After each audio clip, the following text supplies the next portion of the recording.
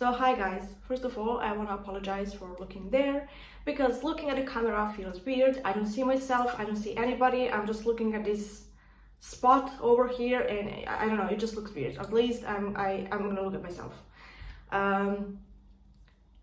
I wasn't sure where to start. Actually, I wanted to write notes so that you guys don't get confused, and me as well.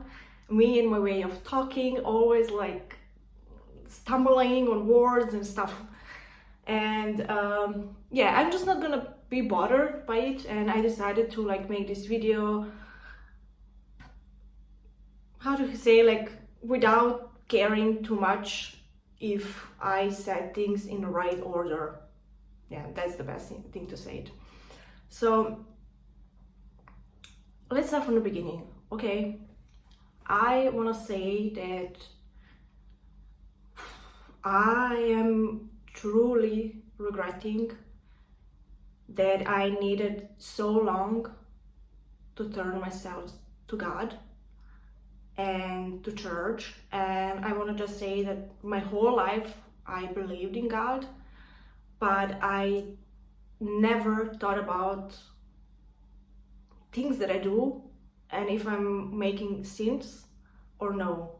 I even remember days when you should be on a diet because there are like holidays and important dates, and I was always thinking like, you know, God knows that I trust in Him and there is no need for me to prove that to Him.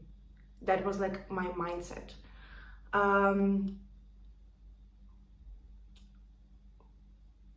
I'm not gonna talk about all my sins, but I'm gonna mention some of them because the other ones are like way too personal and I don't want to expose myself in that way. But I'm gonna say that I cheated a lot on my partners in the past, and I lied, and they're like, I can say that there were like small lies that are not that important, but again, like when you cheat somebody and you lie to them, that's kind of big lie for me. And I can say that those are like a bigger lies. I was never really like hard liar, or I don't know.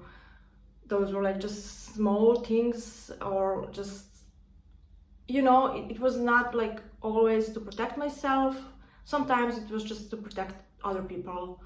Or the thing that's coming on my mind right now is that when I was in high school, I wanted to get tattooed, for example, and we were poor and my family didn't have really, my parents didn't have a lot of money, and my grandma was the one who was always giving me money for everything that I need. And once I lied to her, it was like a prom at the end of high school, and I said that, you know, I need money to get a dress, to go to the hairdresser, to buy shoes. And what I did, I actually didn't went to a prom, I went to a tattoo artist to get my first tattoo. And she was asking a lot after it if there are pictures from my prom, and I was lying that, you know, we didn't get them. Or for example, my colleague is sick at work and my boss is calling me and she's asking me if I can jump in, and I have a day off, I don't want to do it, but of course, how can I say to my boss, hey, sorry, I don't want to do it, you know? And then you have to lie, like, I have appointments, I have some plans, I'm sorry, I can, blah blah blah. I don't really know if it's possible to live nowadays without lying at all. Like, I don't know if you can call them like small white lies. Then there are some things that I cannot talk about. I don't want to expose myself in that way, though they are like too personal. And there is something that I really want to talk about, and I'm gonna be really open about it right now. Now, there is a story. 2 years ago, I met somebody new, a friend, and I started going out with him a lot, and I basically got into a circle of people who were not good for me, where every weekend we would go out, and I am just thinking about it, so grateful that I survived. Because you probably heard stories where people would take drugs, and I'm not talking about like huge amount, just like one ecstasy, for example, and they die. You just don't know what's gonna happen no matter how much you take. You know, it doesn't have to be like a huge amount. It's just like, you don't know. You are actually, I cannot even believe that I'm talking like this right now. You should not play with your life. You have one life. And I was playing a lot with it. And I am so grateful to God that I am still sitting here, and that I am where I am right now. I'm gonna start right now. There was a night, I remember, when there I don't even know, there was so much different kind of drugs that I took, and I took it in a huge amounts. And now when I think about it, I could die so easily that day, but I didn't, you know, I survived.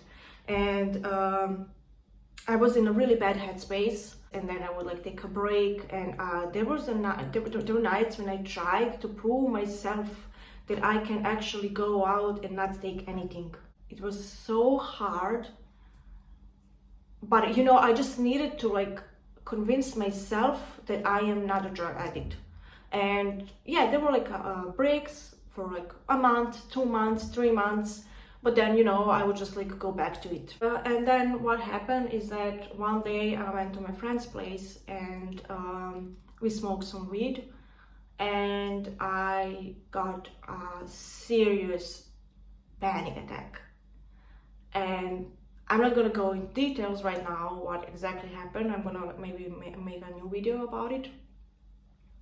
But it was really bad night for me. And I remember thinking, this is something that I wouldn't wish even to my biggest enemy. How bad this is, how bad this feeling is. I don't wish it to anybody to experience this, what I was experiencing that night.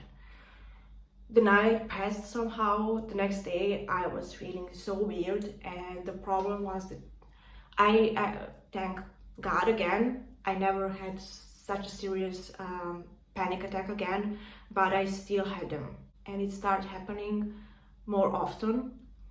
At one point, it was impossible for me to enjoy little things in life without getting a panic or anxiety attack. And at the end, I just went to the doctor.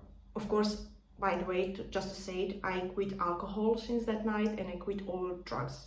I mean, I quit drugs before, except weed. And at that point, I was just like, yeah, I'm done. At one point, I went to the doctor, and I said how I feel, and he sent me to the psychiatrist. And I got medications. First medications that I got were actually more like sleeping pills, because the other problem that I had was also insomnia.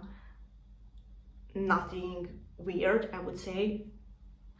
And I was feeling better, but I said that there are still moments when I go out with friends for a walk, or we're just sitting in a bar during the day in the summertime, and I just feel like I'm zoning out and I'm not present, and there is this feeling, and I just don't like it. I really want it to go away. At that point, I was just thinking that there is no cure, and I'm gonna go crazy, and they're gonna lock me in a hospital, and that's it. Like, my life is over. Like, I will never be a normal person again. It was really bad. And then I got another medications, and I was drinking those two medications for 8 months, I think. I'm not taking medications for, I think, maybe 2 months now. And I feel good, really. Then that's something really terrible, and there were consequences. Like, I got mentally ill, and how I actually turned to church and to God. I started working on myself, really, and I followed this guy on Instagram, and he was talking a lot about God and psychology, and he would put those things together. And I followed him, and I was listening to his videos, and then I even paid for Zoom meetings with him. It's a group Zoom meeting, it's not one-on-one. And he would start every meeting with a prayer, and I was just thinking, like, Christmas is coming, and there is this huge month. There is like this huge diet that we should do. We don't have to, but it would good for me for 40 days to like be on a diet, and I decided to do it. And I started going to church. Another friend of mine told me that I can go to the same church where he is going. It's not that far away from me. And yeah, I started going there. My God, I cried so much when I went to the priest to confess for the first time. I could barely talk how much I cried, and I mentioned some of the sins that I did. I couldn't remember all of them, to be honest, at that point. I just remembered the biggest one. And I remember that I said the thing that I regret the most is actually that I turned to God just right now. Slowly, I started praying. Now I'm praying every night when I go to sleep, and every morning when I wake up. I go to church every Sunday, and you know what? This is actually not important at all, what I'm doing. I don't want to brag about it. I'm not bragging, actually. I'm just trying to say how much I've changed. But the most important thing that I want to say is actually how I feel since I turned to God. I'm watching a TV show called The Chosen. It's about Jesus, and I started reading a Bible, and the TV show is done by Bible. Guys, you have no idea how much I've changed, and my love towards Jesus and God is growing every day. There are prayers that I prayed God to like help me, and he did. And last night I was watching this TV show, and they said like his students, two of them talking, and one of them said, I may believe in God, but I don't feel his presence because he should. And then the other one said, it's fine. It's good that you believe, and feeling his presence doesn't always come immediately. And then I realized that there are nights when I was feeling so sad about things that were happening in my life, and I would get on my knees and pray to God, and I would just have feeling that I've put my head on his lap, and he's like patting me I don't know if you say it like that, on my hair. I feel sad, but I also feel like comforted, And then I was afraid that if when I go to church I will get a panic attack, because this like reading, it lasts for a really long time, and it's my first time, and it's like a new experience and everything. And then there were like moments when I was feeling like I should get out, and I would just imagine him standing next to me and telling me, you can do this. And I stayed, I did it, and now it's easy. Now I just like feel so at peace when I'm there. I am really sorry for being so emotional, but I don't think I can talk about it without getting emotional, because I'm still crying every day when I see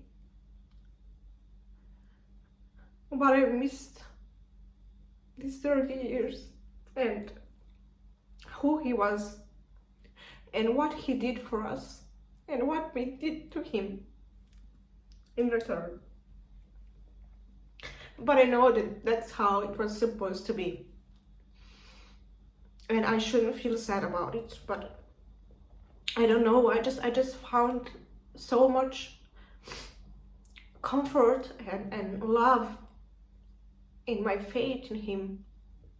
And I was thinking about how I wanted to have a, I still want to have husband and family, and I was like always feeling bad about it, about this need to find a partner, and I was always putting it aside.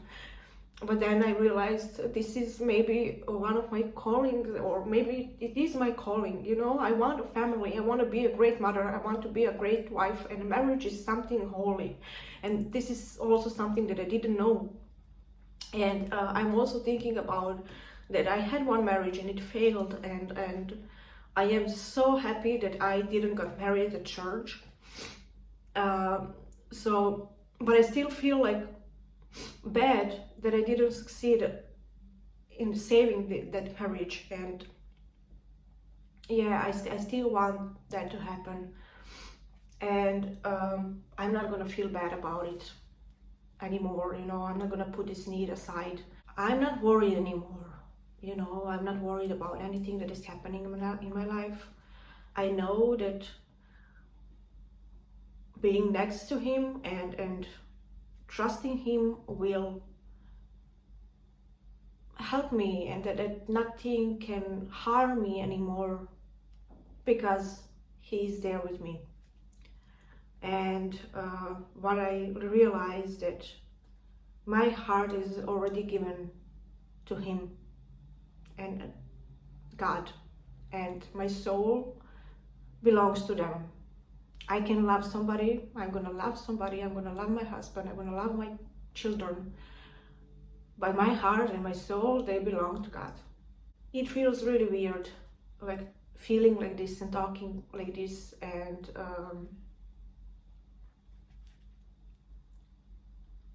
I met a friend yesterday, and she told me, I couldn't believe seeing you with the Bible on your stories on Instagram. And she knew me when I was at this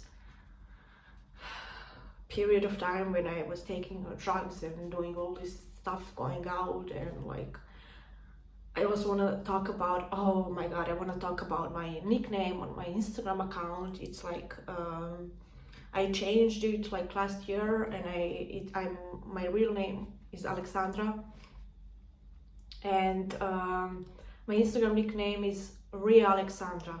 It's like Real Alexandra put together, Real Alexandra. And I was like, yeah, now I'm just gonna be who I am. I'm gonna be so transparent, and this is who I am, and I don't give a shit. I'm so sorry. And who likes me, great. Who doesn't like me can just unfollow me.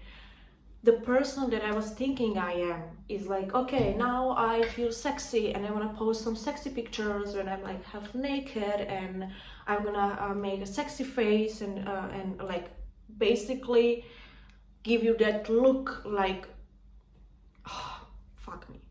And then I would go out, I would make pictures of drugs, and guys, like I was just like cleaning my Instagram a few weeks ago, and then I had a highlights called love, and in those highlights I found pictures of drugs and alcohol and techno parties with those fake friends that I had, and I'm like, this was love for me.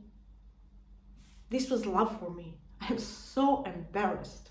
I'm so embarrassed right now. I deleted all of this, and I deleted my pictures. I was like, this is like, I was so toxic. Like, I know that this posting those kind of pictures is just like showing my need to be seen, and like I don't feel that need anymore, and I'm so grateful. I removed all of those pictures. I'm not that person anymore. This was not who I am. This was not who I am. And all this time I was thinking, oh yeah, I'm this and that, and I'm like I'm this crazy girl who is like brave to do all this stuff, and I'm sexy, and I'm gonna show my body because I have a great body. I want to show my ass, I want to show my belly. I don't have boobs, so I cannot show them, but I'm just gonna give you this look, like I want to give you now I want to curse, and I'm not. And I'm like, and this is not who you are. You never was that person. Sorry, you never were that person. This is not who you are. This who you are not right now. This is who you are. This is you. You were always so caring. You were always so full of love. You this is who you are. This is who I am. I'm finally who I am. I'm finally this good person that I wanted to be, that I was always saying this is so important for me to be a good person. Now I am this person who doesn't feel need to be seen, and who is not seeking anything from outer world. I just want to say as well that when I saw people talking about God in a way that I talk right now, I was thinking that they are crazy, and they went completely like over the border. But love and peace that you will find in God, I don't know if there is anything else in this planet that can give you that feeling. And I am so grateful for it. I am so grateful for it. And I know that everything that happened in my life happened because He wanted me to turn to Him. You know, every time when something bad would happen in my life, I was thinking, why is this happening to me, God? Why are you doing this to me? And the ways to cope with those bad things were like hookups, drugs, alcohol. And what God wanted, He wanted me to turn to Him and to say, I don't know, God, right now why this happened, but I know that this is your work, and I trust you. And I know that I'm going to be fine, and everything will be fine. Everything will be well. I will be okay. Because I am here with you, and you are here with me. But no. I was running to Satan. To the devil. So guys, yeah, that was it for me. And I know I'm not that famous here. And I know that I'm probably not going to have a lot of views on this video. But I really hope, and I would like to make an impact, at least one person of you all, to like turn themselves to God and to see what truly happiness and peace is. Yeah. and I don't think you would be afraid of anything anymore. So thank you for watching, and see you in my next video. Bye.